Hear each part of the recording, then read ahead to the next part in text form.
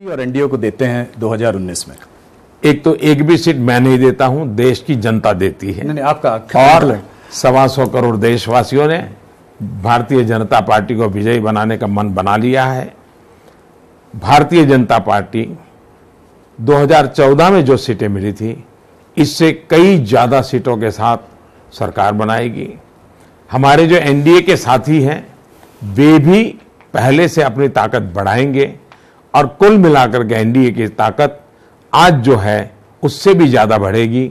और जिस आत्मविश्वास के साथ, जिस समर्पण भाव के साथ हमने देश की सेवा का काम किया है, आने वाले 5 साल उतने ही कमिटमेंट के साथ, उतने ही समर्पण के भाव के साथ इस काम को हम आगे बढ़ाएंगे। आपने कहा कि ज्यादा सीट आएंगी पिछली बार से, तो अगर आप हिंदी हार्टलैंड में देखें कुछ स्टेट्स को, तो आप यहां पे अपनी टैली इससे ज्यादा कैसे अच्छी करेंगे? उत्तर प्रदेश में आपके पास 73 सीटें, कहीं 26 में 26, कहीं 27 में 25, कहीं 25 में 25। तो इस तरीके से देखा जाए तो कुछ स्टेट्स में 178 में से आपको 168 सीटें मिली थी। तो ये इसको कैसे संभव होगा, इसको इससे ज्यादा अच्छा करना? अगर इसी आंकड़ों से चलते तो त्रिपुरा के चुनाव परिणाम को कैसे देखेंगे, जहां भारतीय जनता पार्टी का एक भी एमएलए जीतता नहीं था। आज त्रिपुरा के अंदर 3/4 मेजोरिटी के साथ हम सरकार चलाते हैं। अगर यही समीकरणों को देखते तो हम कभी आगे नहीं बढ़ते। हम 84 में 2 सीट पर थे और आज 2014 आते आते हिंदुस्तान में पहली बिन कांग्रेसी पूर्ण बहुमत वाली सरकार बन गई। तो मैं समझता हूं कि जो एरिथमेटिक है वो राजनीति और एरिथमेटिक का उस प्रकार का मेल नहीं होता है। मोदी जी, यूपी में आपको ये नहीं लगता कि एरिथमेटिक आपके अगेंस्ट है? 1993 में नारा था कि मिले मुलायम काशीराम, उड़ गए जय श्री राम। आज 42% वोट शेयर जिधर से भी देखें महागठबंधन का दिखाई देता है, समाजवादी पार्टी और बहुजन समाज पार्टी का। तो ऐसे में कैसे आप इतने फॉर्मिडेबल वोट बैंक से लड़ेंगे? जो लोग आपसी दुश्मनी थे, एक दूसरे को मारने काटने पर तुले हुए थे, वे दल जब गले लग रहे हैं, इसका मतलब कि धरती खिसक चुकी है, जमीन खिसक चुकी है। वो अपने बचाव के लिए इधर उधर की कोशिश कर रहे हैं। बच पाएंगे ऐसा मुझे लगता नहीं है। मायावती जी ने ओपनली मुस्लिम से वोट मांगे, कहा कि सिर्फ गठबंधन को वोट दीजिएगा, वोट बंटना नहीं चाहिए। उसके रहते वो ईसी की नजर में भी आ गई। ऐसे बयानों को आप कैसे देखते हैं? लगातार पराजय के कारण हताश हुई मायावती जी इस प्रकार की बात कहे, इसे मैं बहुत स्वाभाविक मानता हूं। मुसलमानों को स्पेशल वोट करने के लिए अपील करे वगैरह, एक तो ये इलेक्शन कमीशन का विषय है किसको करना है। लेकिन मुझे चिंता मायावती की कम है, क्योंकि अब वो डूबती हुई दी नैया है, बचने के लिए मुसलमानों को सहारा ढूंढती हो। मैं उनकी मुसीबत समझ सकता हूं। मेरी चिंता देश के सेक्युलर का झंडा लेकर के घूमने वाले 24 घंटे से उनके मुंह पर ताला क्यों लग गया है। अगर ऐसी बात किसी ने हिंदू समाज के लिए बोल दी होती तो ये कितनी उठापटक करते, कितने अवार्ड वापसी वाले निकल आते, कितने सिग्नेचर वाले निकल आते। ये जमात चुप क्यों है? देश के लिए चिंता का विषय है ये जमात। और आपसे भी मेरा आग्रह है, ऐसी जमात को अब एक्सपोज करने की जरूरत है कि इस प्रकार की सिलेक्टिव क्यों है। क्या इससे उनके सेकुलरिज्म को कोई चोट नहीं पहुंची? क्या ये उनके सेकुलरिज्म को बढ़ावा देने वाली चीज थी? क्या इनके सेकुलरिज्म को ताकत? इसलिए सबसे बड़ा खतरा ये नकाबी लोग हैं ना, उनका है। मायावती की तो मजबूरी है, कैसे भी करके बचना है, तो वोट मांगने के लिए इधर उधर कोशिश करती रहेगी। पिछले 5 सालों में भारतीय जनता पार्टी ने वेस्ट बंगाल, उड़ीसा और नॉर्थ ईस्ट में काफी काम किया है, काफी बल डाला है। आपको यहां से कितनी सीटों की अपेक्षा है? क्या आपको लगता है कि वेस्ट बंगाल में आप अपनी टैली को काफी आगे ले जा पाएंगे? भारतीय जनता पार्टी हिंदुस्तान के हर कोने में अपना प्रभुत्व बढ़ाएगी, हमारा टैली भी बढ़ाएगी और उसी के कारण देश का हमारा टैली बढ़ने वाला है। देश के हर कोने में हम बढ़ने वाले हैं। जहां पूरी की पूरी है वो हम मेंटेन करेंगे, वोट शेयर बढ़ाएंगे। जहां पर 1-2 कम थी वो भी पूरी हो जाएगी। और इस प्रकार से मैं देख रहा हूं कि पूरे देश में एक लहर चल रही है। वेस्ट बंगाल में भी पूरे देश में लहर चल रही है। आप नॉर्थ ईस्ट में जाइए या आप कच्छ के रेगिस्तान के गांव में जाइए, पूरे देश में लहर चल रही है। तो वेस्ट बंगाल में अमित शाह जी कह रहे हैं 23 सीटों से ज्यादा लाएंगे। उड़ीसा में भी 11-12 सीट की बात हो रही है। क्या लगता है कि ऐसा हो पाएगा? मैं आंकड़ों में नहीं जाता हूं, लेकिन हमारे राष्ट्रीय अध्यक्ष अमित भाई इस सर्वाधिक मेहनत करने वाले नेता है। मेरे प्रवास को तो मीडिया में जगह मिलती है, लेकिन उनके प्रवास की चर्चा कम होती है। लेकिन मैं देखता हूं कि शायद ही हिंदुस्तान में किसी राजनीतिक दल का अध्यक्ष इतनी मेहनत और 12 महीना, यानी सिर्फ चुनाव के लिए नहीं, हर जिले तक जाना, कार्यकर्ताओं से मिलना, वहां की समस्याओं को समझना, ऐसा अद्भुत परिश्रमी नेतृत्व आज भारतीय जनता पार्टी को मिला है। और इसलिए उनके असेसमेंट में मैं और ज्यादा भरोसा करता हूं। तेलंगाना और आंध्र प्रदेश में क्या आपका एक पोस्ट पोल अलायंस जगन और केसीआर के संग हो सकता है?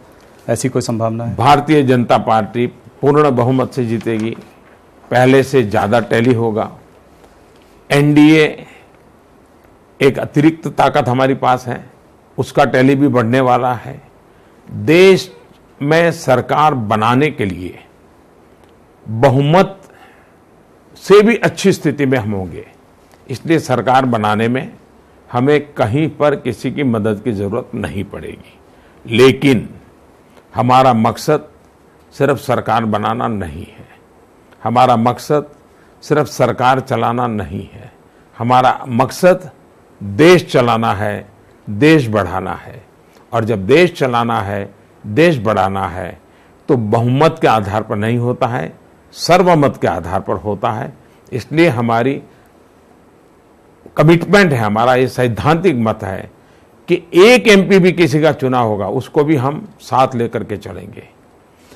कोई भी दल हमारा कितना ही विरोधी क्यों ना हो, घोर विरोधी क्यों ना हो, उसको भी हम साथ लेकर के चलेंगे, क्योंकि हमें देश चलाना हमारा लक्ष्य है, देश को आगे बढ़ाना हमारा लक्ष्य है। मोदी जी, करीब 1 साल पहले तक राम मंदिर का मुद्दा काफी गर्म था, सब लोग उसके बारे में बात भी करते थे। आपने आज मैनिफेस्टो में भी उस मुद्दे को रखा है, पिछली बार भी मैनिफेस्टो में था। मगर देखने को यह आया है कि ज्यादातर आपके लीडर्स जो हैं पिछले कुछ 6 महीनों से राम मंदिर के मुद्दे पर ज्यादा बात नहीं कर रहे हैं। क्या ये थोड़ा ऐसा लग रहा है कि लोगों का इससे रेजोनेंस कम हो गया है? प्रॉब्लम मीडिया की है। बोले तो कहते हैं आप हिंदुत्व के पास सिवाय आपके पास कोई मुद्दा नहीं है, न बोले तो आप कहते हैं कि राम मंदिर बोलते क्यों नहीं है। तो ये प्रॉब्लम मीडिया का है। भारतीय जनता पार्टी इस विषय में कंसिस्टेंट है। हमने एक सैद्धांतिक स्टैंड लिया हुआ है और उसमें हमने कभी बदलाव नहीं किया है, कभी ऊपर नीचे नहीं किया है। प्रियंका गांधी के उत्तर प्रदेश में कैंपेन करने के लिए आप प्रियंका फैक्टर को कितना महत्व देते हैं? क्या लगता है इससे कोई फर्क पड़ेगा कांग्रेस की टैली में? मैं समझता हूं कि मुझे किसी भी व्यक्ति विशेष को लेकर के चर्चाओं में नहीं उतरना चाहिए। और राहुल गांधी का 2 जगह से लड़ना कैसे देखते हैं? वायनाड से उन्होंने लड़ने का फैसला लिया है। कोई भी 2 सीटें लड़ने का संविधान में व्यवस्था है, लड़ सकता है। कोई 2 सीट पे लड़े कोई बुरा चीज है, ऐसा मैं नहीं मानता हूं। लेकिन जिस स्थिति में अमेठी से भागना पड़ा है, मुद्दा चर्चा का विषय अमेठी से भागना पड़ा वो है जो दशकों से एक परिवार की विरासत रही है, वहां से भागने के लिए मजबूर होना, ये चर्चा का विषय है। आपने गांधी परिवार पे काफी हमले किए हैं पिछले 4-5 सालों में। जी नहीं, मैंने कभी नहीं किया है। मैं वंशवाद का सैद्धांतिक विरोध करता हूं। व्यक्तिगत मैंने कभी किसी पे हमला नहीं किया। और इसलिए इस प्रकार से कोई सिंपैथी गेन करने के लिए मोदी हमारे साथ ये कर रहे हैं, मोदी हमारे साथ, मेरा कोई विरोध नहीं है। सैद्धांतिक विरोध है। वंशवाद भारत के लोकतंत्र के लिए खतरा है। और ये मैं नहीं कह रहा हूं, बाबा साहब आम्बेडकर ने अनेक बार इस बात को कहा है और मैं बाबा साहब आम्बेडकर के प्रति बहुत श्रद्धा रखने वाला व्यक्ति हूं। करप्शन पर भी आपने उन पर बहुत उंगली उठाई है पिछले सालों में। करप्शन पर उंगली मैंने नहीं उठाई है। करप्शन हमारा मुद्दा है। अब जैसे कल भोपाल में हुआ, भ्रष्टनाथ कुछ भी बोल दें, इससे बात बनती नहीं है। क्या भ्रष्टाचार के खिलाफ एक्शन लेना चाहिए नहीं चाहिए? आप मुझे बताइए, नेशनल हेराल्ड का केस ये क्या हमारे समय हुआ था? लालू यादव का केस क्या हमारे समय हुआ था? हमने जो प्रक्रियाएं ठंडे बस्ते में डाली गई थी, हम मानते हैं जो चीजें हैं उसको कानूनी तौर पे आगे बढ़ना चाहिए। अब उसको जमानत पे आना पड़ा तो गुनहगार को जमानत पे आना पड़ता है। मैं कौन होता हूं उनको कहने वाला? उन्होंने गुनाह किया है इसलिए जमानत पे घूम रहे हैं, माँ बेटा दोनों। आपने सरदार वल्लभ भाई पटेल के कंट्रीब्यूशन के बारे में बहुत सारी बातें की हैं, तमाम लीडर्स के कंट्रीब्यूशन के बारे में बात की है। पंडित जवाहरलाल नेहरू के बारे में आपका क्या विचार है? मैं लाल किले पर से बोला हूं और देश का पहला प्रधानमंत्री हूं जो बोला हूं, इसके पहले किसी ने बोला नहीं है। मैं पार्लियामेंट के फ्लोर पर बोला हूं कि देश आज जहां पर पहुंचा है सभी सरकारों का कोई न कोई योगदान है, हर राज्य सरकार का भी कोई न कोई योगदान है, उन सारे सरकारों को चलाने वालों का भी योगदान है, ये मैं हमेशा कहा हूं। लेकिन हमारी शिकायत ये है कि सरदार वल्लभ भाई अगर देश के पहले प्रधानमंत्री होते तो देश की प्रायोरिटी अलग होती, देश की गति अलग होती, देश नई ऊंचाइयों पर बहुत पहले पहुंच गया होता। 2014 के में आने के बाद मुझे जो आज टॉयलेट बनाने के लिए इतनी मेहनत करनी पड़ रही है, सरदार वल्लभ भाई पटेल होते तो शायद पहले हो गया होता। प्रधानमंत्री जी, आप पिछले 5 साल में इकोनॉमी के प्रोग्रेस के बारे में क्या कहना चाहेंगे? क्या आप 7% प्लस ग्रोथ से खुश हैं? अगर कोई व्यक्ति विकास में विश्वास करता है तो 10% के बाद भी संतुष्ट नहीं होना चाहिए। कभी कभी असंतोष तक ऐसी ऊर्जा भरता है कि जो नया करने की प्रेरणा देता है, और इसलिए कितना ही अच्छा करूं, बढ़िया से बढ़िया करूं, लेकिन मेरे भीतर के असंतोष को मैं हमेशा जिंदा रखता हूं। लेकिन आज हमारे लिए खुशी की बात है, दुनिया के सभी एजेंसीज, वर्ल्ड बैंक हो, IMF हो, रेटिंग एजेंसी हो, सबने एक स्वर से कहा है कि भारत दुनिया की बड़ी इकोनॉमीज में सबसे तेज गति से आगे बढ़ने वाली इकोनॉमी है। ये कोई भी हिंदुस्तानी को गर्व होता है। फिर भी भारत का पोटेंशियल बहुत है, हम इससे भी आगे बढ़ना चाहते हैं। आपने बहुत सारी स्कीम्स अप्लाई पिछले 5 सालों में, कहीं ना कहीं कुछ गलतियां भी हुई हैं, जैसे कि ऑपोजिशन डिमोनेटाइजेशन की बात करता है। अगर आप कैश सिस्टम में देखें तो डिमोनेटाइजेशन के समय से आज तक करीब 19% ज्यादा है, ज्यादातर पैसा वापस सिस्टम में लौट भी आया। तो डिमोनेटाइजेशन को आप कैसे देखते हैं? एक तो ये आपका हिसाब किताब ठीक नहीं है। जिस गति से करेंसी का वॉल्यूम बढ़ रहा था, उस वॉल्यूम से अगर आज हम चलते तो आज हमारी करेंसी का वॉल्यूम इससे कई गुना ज्यादा होता। इसलिए आप वो जो ग्रोथ था करेंसी का, उसकी तुलना में देखना चाहिए। और आप तो इकोनॉमिक्स के विद्यार्थी हो, आप ऐसा वहां पर एक ब्रेक लगा देकर यहाँ का जोड़ दें, ऐसा इकोनॉमिक्स कभी होता नहीं है। दूसरा विषय है डीमोनेटाइजेशन से जिनको इतना गहरी चोटें पहुंची हैं, उनके सारे कारोबार खुले पड़ गए हैं, वो मार से अभी भी उभर करके नहीं आए। लेकिन देश की सामान्य जनता डीमोनेटाइजेशन के कारण तकलीफ होने के बावजूद, वो समय तो तकलीफ हुई, मैंने भी पब्लिकली स्वीकार किया था कि 100 दिन तकलीफ रहने वाली है, लेकिन देश की जनता ने हमारा साथ दिया। डीमोनेटाइजेशन के मुद्दे पर उत्तर प्रदेश का चुनाव लड़ा गया, उस चुनाव में हम विजयी होकर के आए। और इसलिए डीमोनेटाइजेशन के संबंध में जिनको बहुत नुकसान हुआ है, उनकी गरीबों वाली वोट बैंक चली गई है, उनके अपने जो खेल थे रुपयों के वो खत्म हो गए हैं, इसके लिए उनकी परेशानी है और वो लोग आज भी रो रहे हैं। लेकिन हिंदुस्तान की जनता को पूरा पता है कि ये चिल्लाहट किस बात की है, कारण क्या है, पता है। दूसरा, ये डीमोनेटाइजेशन का कारण है कि आज फॉर्मल इकोनॉमी हमारी तेज गति से बढ़ी है। पहले की तुलना में करीब जने आज़ादी के 60 साल में जितने लोग इनकम टैक्स के दायरे में थे, आज 5 साल में वो संख्या डबल हो गई। जो 60 साल में हुआ वो 5 साल में डबल हो गया। 3.5 लाख कंपनियां, जो एक कमरे के अंदर 200 कंपनियां चलती थी, जो बिल्कुल गैर कानूनी पैरेलल इकोनॉमी चलाती थी, हवाला चलाती थी और बिल्कुल ही देश की इकोनॉमी को लूटती थी, 3.5 लाख कंपनियां हमने इस नोटबंदी के कारण खोज पाए और 3.5 लाख कंपनियों पर ताले लग गए। करोड़ों रुपया डिस्क्लोज हुआ, वो सरकारी खजाने में आया। मैं समझता हूं कि ये इतना बड़ा कदम हमने न लिया होता तो आज फॉर्मल इकोनॉमी कहीं नजर नहीं आती, पूरी तरह ये जो पैरेलल इकोनॉमी चलती थी वही दिखाई देती। आज मकानों के दाम कम हुए, क्यों हुए? क्योंकि बेईमानी के पैसे गए, काला धन गया, तब जाकर के होने लगा है। आपके कार्यकाल में कुछ लोग कहते हैं कि काफी इंस्टीट्यूशन में कुछ प्रॉब्लम्स रही हैं। आरबीआई के 2 गवर्नर आए, सीबीआई में भी थोड़ा बहुत टॉप लेवल पे कुछ लड़ाई झगड़े हुए, जुडिशरी में भी 4 जस्टिसेस, सीनियर जस्टिसेस ने एक प्रेस कॉन्फ्रेंस भी की। आप इसको कैसे देखते हैं? इंस्टीट्यूशनल क्रेडिबिलिटी की जब बात होती है तो इसे आप कैसे देखते हैं? कांग्रेस पार्टी ये जो मुद्दे उठाती है वो मुद्दे इतने वाहियात है। जब वो चुनाव हार जाए तो इलेक्शन कमीशन बेकार, उनके अनुकूल जुडिशरी चले इसके लिए दबाव डालने के लिए चीफ जस्टिस के ऊपर महाभियोग लाएं और उसको लटकाए रखें और अपने अनुकूल जजमेंट लेने तक उसको लटकाए रखें, उसको परस्यू न करें। हर इंस्टीट्यूशन को तबाह करने का काम कांग्रेस पार्टी ने किया है। इंस्टीट्यूशन को ताकत देने का काम अगर किसी ने कहा तो इन 5 साल में, और ये लोग जिन्होंने इमरजेंसी देश पर लाई, पूरे देश को जेल खाना बना दिया था, देश के वरिष्ठ नेता को जेल में डाल दिया था, मीडिया पर ताले लगा दिए थे, सारा मीडिया बंद पड़ा था। ये इंस्टीट्यूशन की बात करते हैं, उनको शोभा नहीं देती है। लालकृष्ण आडवाणी जी ने कहा है nation first, party next, self last. आपने एक ट्वीट कर इस बात का समर्थन भी किया। आडवाणी जी ने यह भी कहा बीजेपी के लीडर्स को अगर कोई गाली दे या कुछ कहे तो उनको एंटी नेशनल नहीं कहना चाहिए।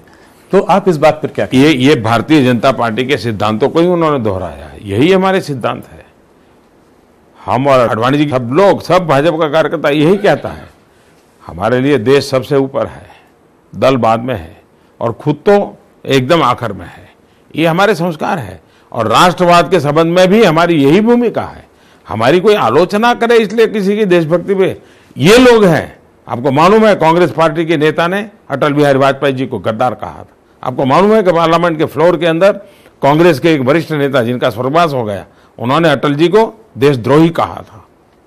और इसलिए आडवाणी जी की बात सही है कि भाषा मंजूर नहीं हो सकती है। मेरा आखिरी सवाल, आपने मोदी जी काफी हम लोगों से अपील की थी कि हम लोग वोटर अवेयरनेस फैलाएं। जिस दिन आपने ये ट्वीट किया, मुझे भी टैग किया था, उसी दिन हम लोगों ने एक कैंपेन शुरू किया, बटन दबाओ देश बनाओ। क्या कहना चाहेंगे आप हमारे वोटर्स से? मैं सभी मतदाताओं से आग्रह करूंगा कि गर्मी के दिन है, जलपान करने से पहले सुबह सुबह ही वोट करें। और इसलिए मैं कहता रहता हूं, पहले मतदान, बाद में जलपान। दूसरा मेरा आग्रह है कि मतदाता इन दिनों काफ़ी जागरूक हुए हैं, लंबी लंबी कतार होती है, खुद भी साथ अपना पानी लेकर के ही जाएं, वो अच्छा होगा। आजकल तो इलेक्शन कमीशन काफ़ी व्यवस्था करता है, बैठने की व्यवस्था करता है, पानी की व्यवस्था करता है, फिर भी क्योंकि गर्मी के दिन है और मैं चाहूँगा कि बहुत शांतिपूर्ण मतदान हो, हम भारी मतदान करें, जहाँ भी आपकी पसंद हो वहाँ वोट डालें। और विशेष करके मेरा नए मतदाताओं से आग्रह है जो पहली बार मतदान कर रहे हैं, क्योंकि जो पहली बार मतदान करने वाले लोकसभा में वो 21वीं सदी का उनका पहला मत है, उनके जन्म के बाद का। ये अपने आप में बड़ा गौरव है और हमारे देश में जो नए मतदाता हैं उनका बहुत सम्मान होना चाहिए, बहुत गर्व होना चाहिए, क्योंकि वो पहली बार राष्ट्रीय मुद्दों पर निर्णय की भूमिका अदा करने जा रहा है, वो एक भागीदार बनने जा रहा है। और इसलिए जो फर्स्ट टाइम वोटर है, मेरी उनको विशेष आग्रह है कि आप जरूर मत डालिए। मेरा दूसरा आग्रह है कि आजकल ऑनलाइन आप वेरीफाई कर सकते हैं कि आपका मतदाता सूची में नाम यह है या नहीं है। हम क्यों न इस काम को खुद कर लें, जितना जल्दी हो सके खोजें, ताकि बाद में आखिरी दिन पर जो दौड़ धूप होती है वो न हो। तो मैं सभी मतदाताओं को लोकतंत्र के इस पर्व में उमंग उत्साह के साथ भागीदार बनने के लिए निमंत्रित करता हूं। लोकशाही अमर रहे, इसी एक संकल्प के साथ हम आगे बढ़े, यही मेरी सद्भावना है। मोदी जी, आपने हमारे संग इतनी सारी बातें की, इसका बहुत बहुत धन्यवाद। आपको चुनाव के लिए हार्दिक शुभकामनाएं, ऑल द बेस्ट। बहुत बहुत धन्यवाद और आपके दर्शकों का भी बहुत बहुत धन्यवाद। Thank you.